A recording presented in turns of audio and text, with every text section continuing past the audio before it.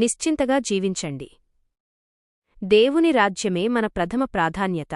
ప్రియమైన దేవుని బిడ్లారా, నేటి వేగవంతమైన లోకంలో మనందరినీ వేధిస్తున్న అతిపెద్ద సమస్య చింత. ముఖ్యంగా గృహిణులు, మధ్యతరగతి కుటుంబాలకు చెందిన సోదరీమణులు ఉదయం లేచింది మొదలు రాత్రి పడుకునే వరకు ఏమి తిందుమో, ఏమి త్రాగుదుమో, పిల్లల భవిష్యత్తు ఏమవుతుందో అని ఆందోళన చెందుతుంటారు. కాని మన ప్రభువైన యేసుక్రీస్తు మత్తయి సువార్త 6వ అధ్యాయంలో మనకొక గొప్ప అభయాన్నిస్తున్నారు.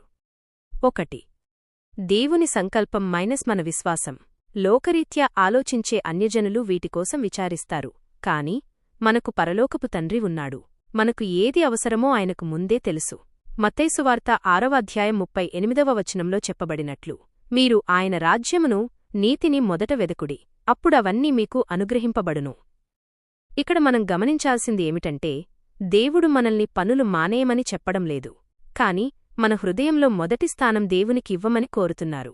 సాతాను మనలో అనుమానం అనే విత్తనాన్ని నాటి సృష్టికర్త మాటకంటే లోకపు అవసరాలే పెద్దవనే భ్రమ కలిగిస్తాడు. అయితే రోమీలకు రాసిన పత్రిక 8వ అధ్యాయం 28వ వచనం ప్రకారం, దేవుని ప్రేమించువారికి, అనగా ఆయన సంకల్పం చొప్పున పిలువబడిన వారికి మేలు కలుగుటకై సమస్తము సమకూడి జరుగుచున్నవి. 2. ప్రాధాన్యతల మార్పు. మార్తా, మరియల మాదిరి. చాలామంది స్త్రీలు ఇంటి పనుల ఒత్తిడిలో పడి దేవుని సన్నిధికి సమయం లేదంటారు. కాని లూకా సువార్తలో మార్తవలే మనం అనేకమైన పనుల గురించి తొందరపడకూడదు. ప్రభువు మార్తతో అన్నట్లు, అవసరమైనది ఒక్కటే. మరియ ఉత్తమమైన దానిని, దేవుని వాక్యాన్ని కోరుకుంది. గృహిణి బాధ్యత. స్త్రీ ఇంటికి దీపం వంటిది. ఒక పురుషుని విజయం వెనుక స్త్రీ ఉన్నట్లే ఒక కుటుంబం ఆత్మీయంగా వర్ధిల్లాలన్నా అది ఆ ఇంటి స్త్రీ ప్రార్థన, తెలివితేటల మీద ఆధారపడి ఉంటుంది. ఇంటి పనులను అశ్రద్ధ చేయకుండానే దేవుని రాజ్యానికి ప్రథమ స్థానం ఇవ్వడం నేర్చుకోవాలి. 3. దేవుని అద్భుతమైన సంరక్షణ. మనం చింతించకుండా ఉండటానికి ప్రభువు ప్రకృతిని ఉదాహరణగా చూపారు. ఆకాశపక్షులు, అవి విత్తవు, కోయవు, కాని తండ్రి వాటిని పోషిస్తున్నాడు. మత్తయి 6వ అధ్యాయం 26వ వచనం ప్రకారం, మనం వాటికంటే శ్రేష్ఠులం కాదా?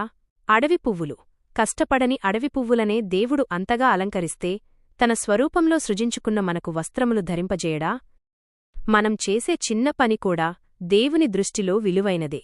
బీద విధవరాలి 2 కాసులవలే, లేదా శిష్యునికి ఇచ్చే గ్లాసుడు చల్లని నీళ్లవలే మనం దేవుని నామమున చేసే ప్రతి సేవకు ప్రతిఫలం ఉంటుంది. 4. ముగింపు.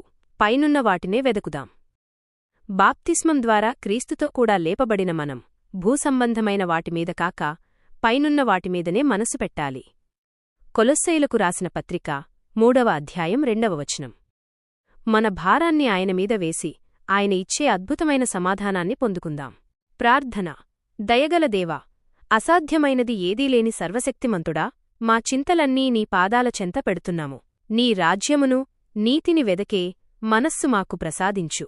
నీ వాగ్దానాలను నమ్మి నీ కృపలో వర్ధిల్లినట్లు మమ్ములను, మా కుటుంబాలను దీవించమని యేసు నామమున వేడుకుంటున్నాము. ఆమీన్.